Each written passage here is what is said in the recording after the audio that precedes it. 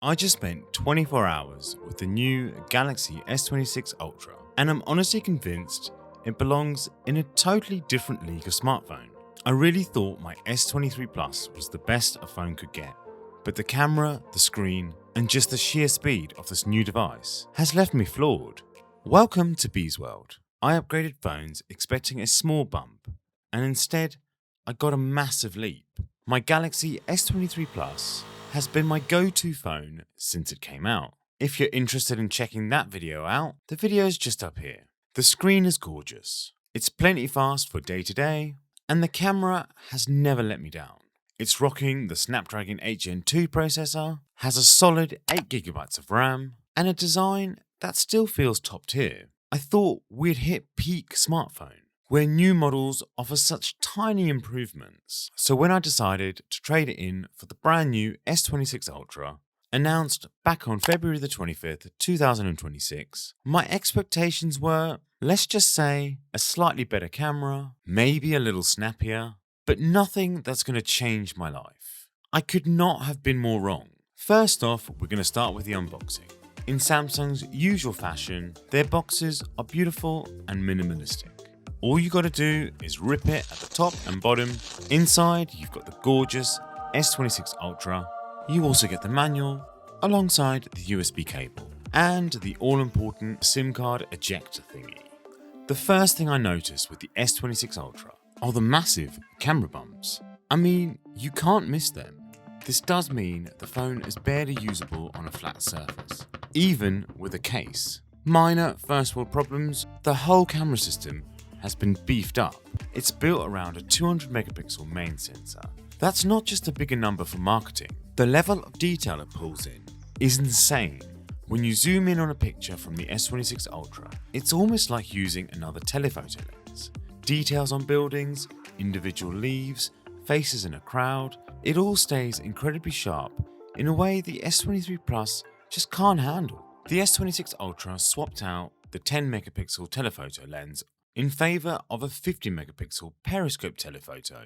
The ultra-wide camera also gets a huge upgrade, jumping from 12 megapixels on my old phone to a new 50 megapixel sensor. This gives you way more creative options, letting you shoot massive landscapes or get super tight zoom shots without sacrificing quality. On top of the hardware, Samsung threw in pro-level video tools that I've only just started to mess with. The S26 Ultra can shoot in log and has a new horizontal lock feature that acts like a built-in gimbal, keeping your video perfectly straight even if you're tilting the phone. The front camera now shoots at 4K at 60 frames per second, a massive improvement over the old 1080p. After just a day, it's obvious this isn't just a better camera, it's a tool that makes you want to get out there and explore. The screen was the next big shock.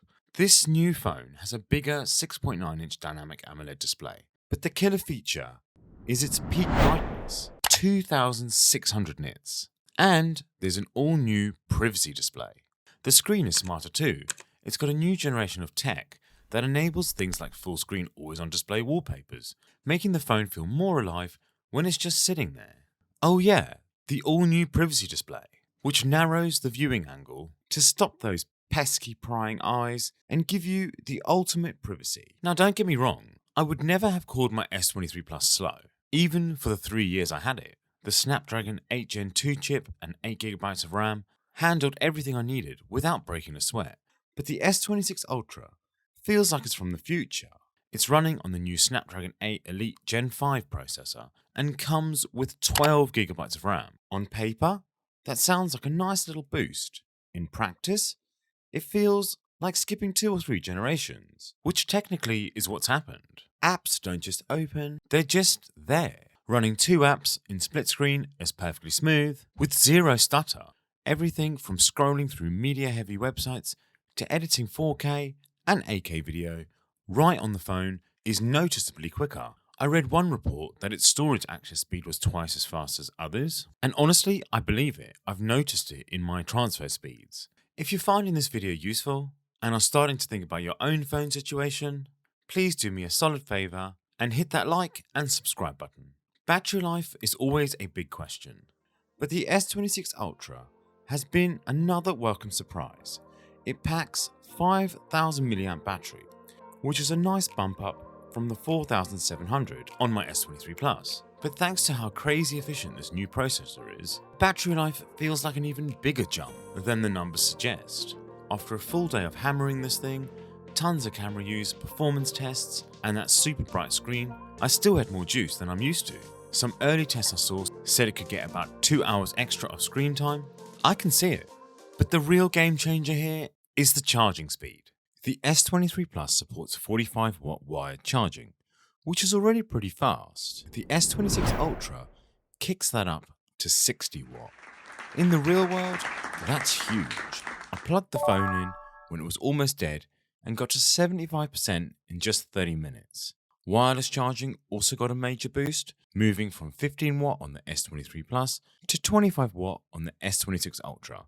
This means even when I just drop it on the charging pad, I'm getting a serious charge in a short amount of time. It's one of those conveniences that you get used to almost immediately. Smartphones are not just phones, they're literally our entire lives.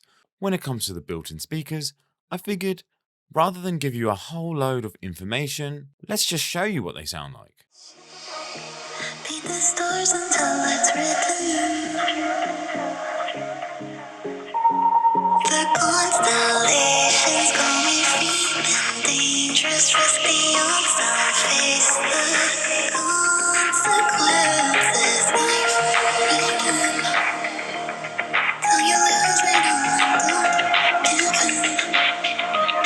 When I'm up like a rolling, got you folded in my skin. Taking chances, on my mind.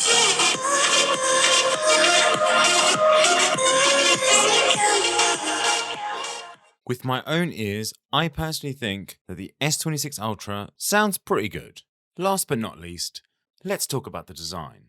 The S26 Ultra is noticeably thinner at 7.9mm, and Samsung has tweaked the whole look. The S26 Ultra has flatter sides, but with slightly softer corners. It sounds like a small change, but it makes this big 6.9-inch phone feel surprisingly good in the hand. The camera bump has been redesigned into something people are calling an ambient island, which gives it a really clean and unique look. It's a little heavier at 214 grams, up from my S23 Plus's 196 grams, but the weight feels solid and premium, not like a brick. The new ARM aluminium 2 frame also makes it more rigid and durable. It's a great blend of familiar and new. So after just 24 hours, is the S26 Ultra worth ditching a perfectly good S23 Plus? 100%.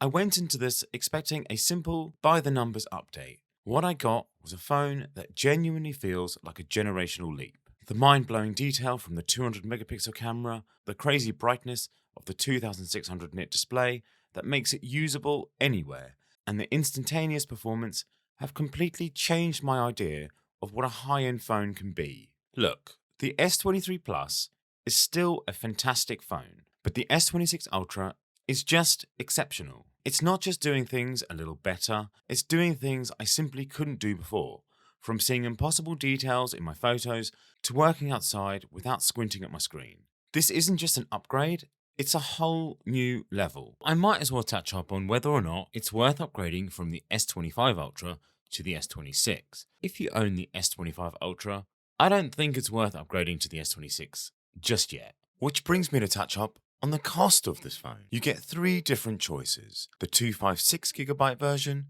which costs £1,279, the 512GB version, which costs £1,449, and the 1TB, which costs a whopping £1,699.